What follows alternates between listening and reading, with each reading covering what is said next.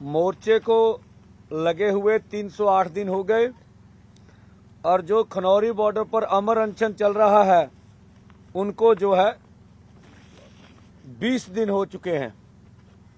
और जो ये चर्चा चल रही थी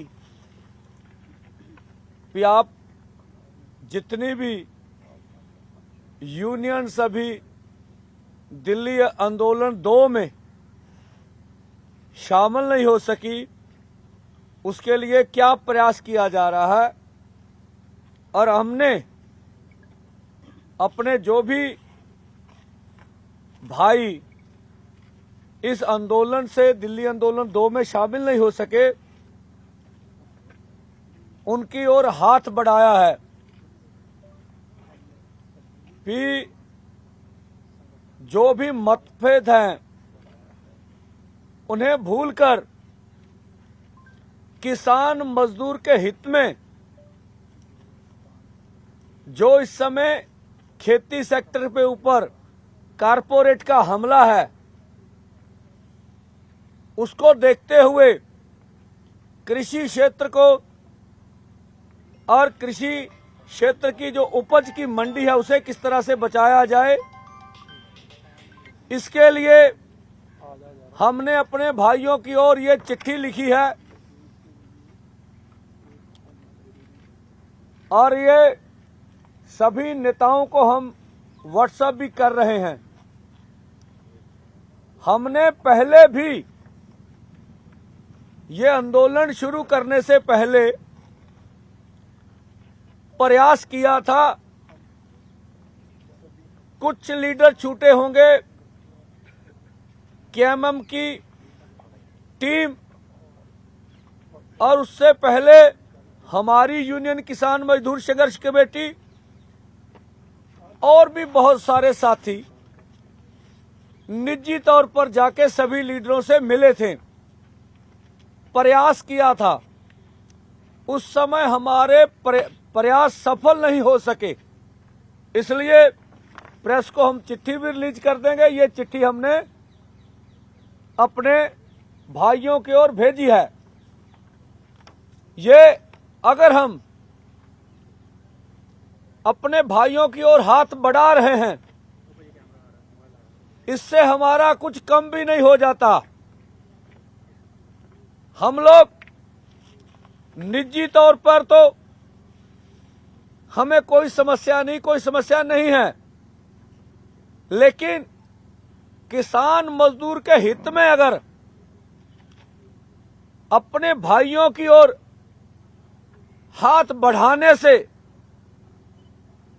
किसान मजदूर का भला हो जाए तो ये हम अपने लिए अच्छा समझेंगे, बढ़िया समझेंगे। हमारा कोई भी किसी से बातचीत करने का, किसी से राब्ता करके आंदोलन को बड़ा करने में कोई भी अनक का सवाल नहीं है। हमारे मन में किसी किस्म की हौमें नहीं है।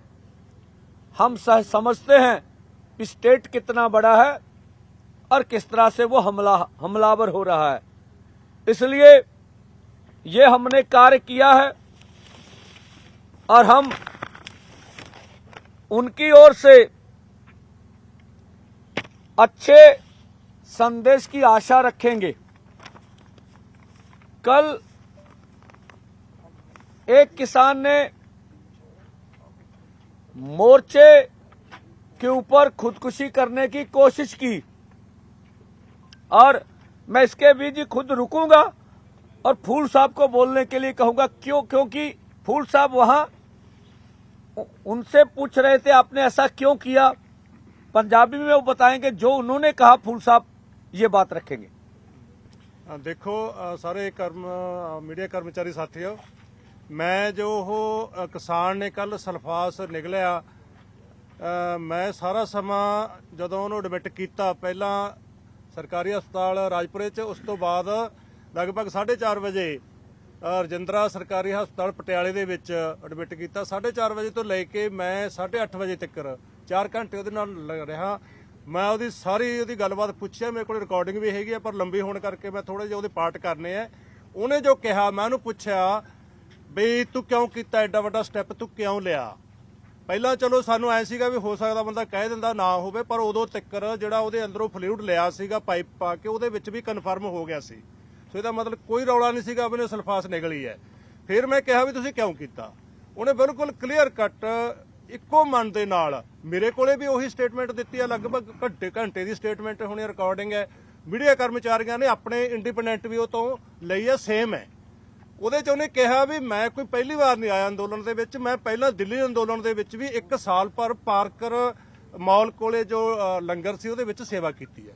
ਜਦੋਂ ਤੋਂ ਆਹ 13 ਫਰਵਰੀ ਵਾਲਾ ਅੰਦੋਲਨ ਸ਼ੁਰੂ ਹੋਇਆ ਸ਼ੰਭੂ ਖਨੌਰੀ ਬਾਰਡਰ ਤੇ, ਉਦੋਂ ਤੋਂ ਮੈਂ ਇੱਥੇ ਹੇਠਾਂ ਜਿੱਥੇ ਭੰਗੂ ਵਾਲਿਆਂ ਦਾ ਲੰਗਰ ਹੈਗਾ, ਰੋਪੜ ਵਾਲਿਆਂ ਦਾ ਕਹਿ ਦਿੰਦੇ, ਉੱਥੇ ਉਹ ਲਗਾਤਾਰ ਸੇਵਾ ਕਰਦਾ ਰਿਹਾ। ਪਰ ਕਹਿੰਦਾ ਵੀ ਮੈਂ ਜਦੋਂ ਤੋਂ ਆਹ ਹੁਣ ਦੁਬਾਰੇ ਆਪਣਾ ਮੋਰਚਾ ਸ਼ੁਰੂ ਹੋਇਆ, ਉਧਰੋਂ 26 ਨਵੰਬਰ ਵਾਲਾ ਮਰਨ ਵਰਤ ਵਾਲਾ, ਇੱਧਰ ਮਰਜੀਵੜਿਆਂ ਦੇ ਜਥੇ ਭੇਜਣ ਵਾਲਾ, ਕਹਿੰਦਾ ਜਿਹੜੇ 8 ਤਰੀਕ ਨੂੰ ਉਹਨੇ ਕੈਟਾਗਰੀਕਲੀ ਕਿਹਾ ਜਿੱਦੇ ਉਹ ਜਥਾ ਗਿਆ ਤੇ ਮੈਂ ਉਹ ਐਂਬੂਲੈਂਸਾਂ ਹੂਟਰ ਮਾਰਦੀਆਂ ਆ ਰਹੀਆਂ ਸੀ, ਮੈਂ ਬੀਬੀਆਂ ਨੂੰ ਦੇਖਿਆ ਰੋਂਦੀਆਂ ਨੂੰ। ਕਹਿੰਦਾ ਵੀ ਮੈਂ ਉਦੋਂ ਤੱਕ ਡੱਲੇਵਾਲ ਸਾਹਿਬ ਦੀ ਵੀ ਹਾਲਤ ਕਾਫੀ ਖਰਾਬ ਹੋ ਚੁੱਕੀ ਸੀ। ਮੈਂ ਕਹਿੰਦਾ ਵੀ ਉਦੋਂ ਹੀ ਫੈਸਲਾ ਕਰ ਲਿਆ ਸੀ 8 ਤਰੀਕ ਨੂੰ ਵੀ ਮੈਂ ਅਗਲਾ ਜਿੱਦੇ ਜਥਾ ਜਾਊਗਾ 14 ਤਰੀਕ ਨੂੰ, ਉਹਦੇ ਵਿੱਚ ਮੈਂ ਉਹਨਾਂ ਦੇ ਸਾਹਮਣੇ ਜਾ ਕੇ ਆਪਣੀ ਸਲਫਾਸ ਨਿਗਲ ਕੇ ਉਹਨਾਂ ਨੂੰ ਕਹੂੰਗਾ, ਉਹਨਾਂ ਦੇ ਮੈਂ ਸਿਰ ਚੜ ਕੇ ਮਰੂੰਗਾ। ਮੈਂ ਡਿਸੀਜਨ ਕਰ ਲਿਆ ਸੀ, ਮੈਂ ਉਹ ਸਲਫਾਸ ਵੀ ਲੈ ਲਈ ਸੀ, ਮੇਰੀ ਜੇਬ 'ਚ ਸੀਗੀ 14 ਤਰੀਕ ਨੂੰ। ਪਰ ਮੈਂ ਇੱਥੇ ਸਟੇਜ ਕੋਲੇ ਆ ਗਿਆ, ਗਾਹਾਂ ਮੈਨੂੰ ਉੱਥੇ ਜਾਣ ਦਾ ਮੌਕਾ ਨਹੀਂ ਮਿਲਿਆ। ਤੇ ਫਿਰ ਮੈਂ ਜਿਹੜਾ ਹੈਗਾ ਉੱਥੇ ਲਗਭਗ ਉਹਨੇ ਦੱਸਿਆ ਵੀ ਜਦੋਂ ਪਹਿਲਾ ਗੋਲਾ ਕੱਲ ਦਾਗਿਆ ਗਿਆ, ਉਹਨੇ ਜੋ ਟਾਈਮ ਦੱਸਿਆ, ਜੋ ਸਾਡੇ ਕੋਲੇ ਟਾਈਮ ਨੋਟ ਹੈ, ਉਹ 12:40-45 ਦੇ ਵਿੱਚ ਹੈਗਾ। ਉਸ ਟਾਈਮ ਤੇ ਕਹਿੰਦਾ ਵੀ ਮੈਂ ਉਹ ਗੋਲੀ ਨਿਗਲੀ ਹੈ। ਉਸ ਤੋਂ ਬਾਅਦ ਮੈਨੂੰ ਮੈਂ ਦੱਸਿਆ ਵੀ ਨਹੀਂ ਕਿਸੇ ਨੂੰ, ਥੋੜੇ ਚਿਰ ਬਾਅਦ ਮੈਨੂੰ ਮਤਲਬ ਮੈਂ ਦੱਸਤਾ, ਮੈਂ ਇਹ ਵੀ ਦੱਸਤਾ ਵੀ ਮੈਂ ਚਿੱਠੀ ਵੀ ਲਿਖੀ ਹੈ, ਜੋ ਆਪਣੇ ਪੰਧੇਰ ਸਾਹਿਬ ਨੇ ਇੱਥੇ ਦਿਖਾਉਣਗੇ ਉਹ ਵੀ ਮੈਂ ਪੰਧੇਰ ਸਾਹਿਬ ਕੋਲੇ ਚਿੱਠੀ ਵੀ ਭੇਜਤੀ ਤੇ ਉਸ ਤੋਂ ਬਾਅਦ ਮੈਨੂੰ ਐਂਬੂਲੈਂਸ ਦੇ ਵਿੱਚ ਲੈ ਆਏ। ਇਹ ਤਾਂ ਚਲੋ ਉਹਨੇ ਇੱਥੋਂ ਤੱਕ ਸੀ। ਉਸ ਤੋਂ ਗਾਹਾਂ ਉਹਨੇ ਦੇ ਸਾਰੀ ਦੱਸਿਆ ਵੀ ਮੈਂ ਕੁੱਲ ਮਿਲਾ ਕੇ ਜੇ ਕਹਿਣਾ ਹੋਵੇ, ਮੈਂ ਜਿਹੜਾ ਸਰਕਾਰ ਦਾ ਜੋ ਜ਼ੁਲਮ ਹੈ ਜਾਂ ਉਧਰ ਆਪਣੇ ਤਿਲ ਕਰਕੇ ਡੱਲੇਵਾਲ ਸਾਹਿਬ ਮਰ ਰਹੇ ਨੇ, ਇੱਧਰ ਮੈਂ ਰੋਜ਼ ਫੱਟੜ ਹੁੰਦਿਆਂ ਨੂੰ ਦੇਖ ਰਿਹਾ। ਮੈਥੋਂ ਇਹ ਸਹਾਰਿਆ ਨਹੀਂ ਗਿਆ, ਮੈਥੋਂ ਬਰਦਾਸ਼ਤ ਨਹੀਂ ਹੋਇਆ। ਮੇਰੀ ਕਮਜ਼ੋਰੀ ਸਮਝ ਲਓ, ਕੁਝ ਸਮਝ ਲਓ। ਅਗਲੀ ਗੱਲ ਉਹਨੇ ਮੈਨੂੰ ਕਿਹਾ ਵੀ ਫੂਲ ਸਾਹਿਬ ਮੈਂ ਤੁਹਾਨੂੰ ਦਿੱਲੀ ਵਾਲੇ ਅੰਦੋਲਨ ਵੇਲੇ ਤੋਂ ਜਾਣਦਾ, ਹੁਣ ਵੀ ਤੁਸੀਂ ਮੇਰੇ ਨਾਲ ਹੀ ਹੈ, ਮੇਰੀ ਬੇਨਤੀ ਹੈ ਵੀ ਤੁਸੀਂ ਮੈਨੂੰ ਬਚਾਓ ਨੇ। ਮੈਂ ਆਪਣੀ ਜ਼ਿੰਦਗੀ ਲਾਉਣੀ ਸੀਗੀ ਇਹਨਾਂ ਦੇ ਸਿਰ ਚੜ ਕੇ ਮੋਦੀ ਦੇ, ਉਹ ਮੈਂ ਲਾਤੀ, ਮੈਂ ਸਾਰਾ ਕੁਝ ਲਿਖਤਾ, ਮੈਂ ਮੀਡੀਆ ਨੂੰ ਵੀ ਬਿਆਨ ਦਿੱਤਾ, ਕਿਰਪਾ ਕਰਕੇ ਮੈਨੂੰ ਬਚਾਓ ਨਾ।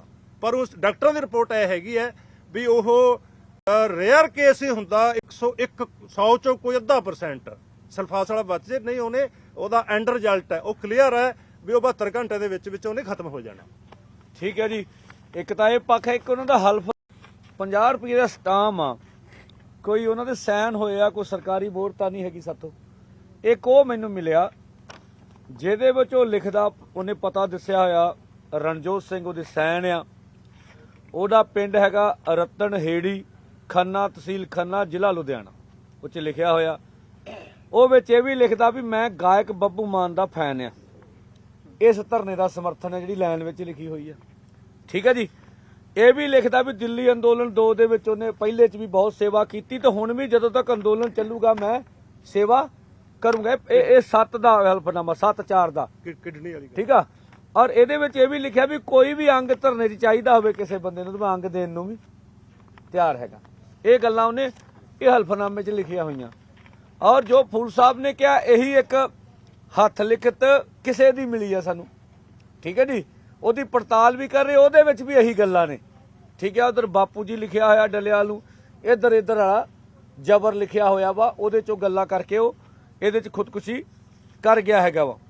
ਚਲੋ, ਇਹਦੇ ਨਾਲ ਦੀ ਨਾਲ ਪਰਲੀ ਸਾਈਡ ਤੇ ਡੀਜੀਪੀ ਸਾਹਿਬ ਪਹੁੰਚੇ ਅੱਜ, ਜਿਹੜਾ ਸੁਪਰੀਮ ਕੋਰਟ ਦੇ ਵਿੱਚ ਹੀਅਰਿੰਗ ਹੋਈ, ਉਹਨਾਂ ਦੇ ਨਿਰਦੇਸ਼ ਸੀਗੇ ਵੀ ਡੀਜੀਪੀ ਜਾਣ, ਨੁਮਾਇੰਦਗੇ ਜਾ ਕੇ ਗੱਲ ਕਰਨ ਤੇ ਮੈਡੀਕਲ ਸਹਾਇਤਾ ਮੁਹੱਈਆ ਕਰਾਉਣ। ਚਲੋ, ਉਹ ਤੁਸੀਂ ਦੇਖ ਹੀ ਲਿਆ ਸਾਰਾ ਕੁਝ।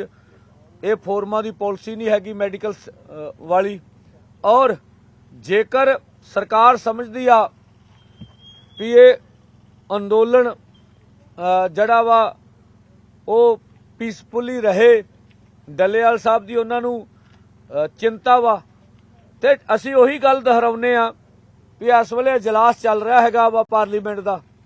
ਠੀਕ ਆ, ਮੰਗਾ ਪ੍ਰਵਾਨ ਕਰਨ, ਉਹਦੇ ਵਿੱਚ ਗੱਲ ਅੱਗੇ ਵਧੇ, यही तरीका हैगा वा भी जे उन्होंने डलेवाल साहब की चिंता वा यही तरीके ना मसले का अगले बने हल हो सकता। दुख की गल आ भी जड़ी सत्ता पक्ष आ ते विरोधी धिर रल के गेम ऐ लगता खेड रही हैगी आ। और जो हम लोग सोच रहे हैं कि जो पंजाब की आम आदमी पार्टी है, ये कुछ भी दिल्ली में हो जाए, ये 94 के 94 दिल्ली भाग जाते हैं और वहां धरना मुजाहरा करते हैं, बहुत हो हल्ला करते हैं। लेकिन अब इतना बड़ा खेती का संकट है पंजाब में, जो ये दिल्ली कूच चल रहा है। कल भी अभी ज्यादा आ जाएगी गिनती, 20 के करीब किसान ठीक है जख्मी हो गए। कल 17 हमने बताया था। 3 किसान रात भी गए थे। लौंगोवाल साहब भी ठीक नहीं थी, इनको भी हम हॉस्पिटल लेके गए थे। 3 आदमी और गए थे रात हॉस्पिटल में। तो पहले 26 हैं, 46-47 किसानों की जख्मी होने का समाचार अभी तक 3 बार दिल्ली कूच में हो चुका है। इसको या उनको अभी तक आम आदमी की ओर से कोई भी मुखर आवाज नहीं उठाई गई। तो ये भी चुप करके ये लगता सत्ता पक्ष विपक्ष मिलकर बोल रहा है, देश की पार्लियामेंट में कुछ भी इस तरह की आवाज नहीं उठाई जा रही। और उससे बाद जो हमने रेल रोको आंदोलन का ऐलान किया आज कल, हम फिर अपील कर रहे हैं, जितनी भी गांव की पंचायतें हैं, गांव के क्लब्स हैं नौजवानों के, और जहां दोनों फोरमों की कोई भी यूनियन नहीं है, उसे भी हम बोल रहे हैं। तो जितने भी पंजाबी, उन सबको जहां जहां पर भी लाइन निकल रही है, आप फाटक के बगैर मत रेल के ऊपर चढ़िएगा। फाटक होना चाहिए, क्योंकि फाटक संदेश बोल रहा है। रेल स्टेशन होना चाहिए, 2 बातों का ख्याल रखिए। लेकिन जहां जहां भी रेल जा रही है, 12 से 3 बजे तक रेलों को जाम 18 दिसंबर को हमने करना है। आप यूनियन में नहीं भी, आप वीडियो बनाइए, वीडियो बना के हमें भेज दीजिए, वायरल कर दीजिए। तो जहां जहां भी पंजाबी किसान, मजदूर, नौजवान, जहां यूनियन है वहां तो चलेगा ही चलेगा आंदोलन। और यह भी बता दें, यहां शंभू पर भी, ये शंभू स्टेशन है, ये पास में रेल है, यहां पर भी हम लोग 3 घंटे का रेल जाम करेंगे। यहां के स्थानीय किसानों, मजदूरों, नौजवानों को बेनती है, लंगर कल भी आपने देखा 10 हजार किसान यहां पहुंचे, वो लंगर भी लेके आए और सभी वो भी आए और अधिक से अधिक बड़ा इकट्ठ करके हम लोग शंभू मोर्चे पर भी 3 घंटे का बंद को सफल करवाएं। आगे की रणनीति हम आने वाले समय में बता देंगे।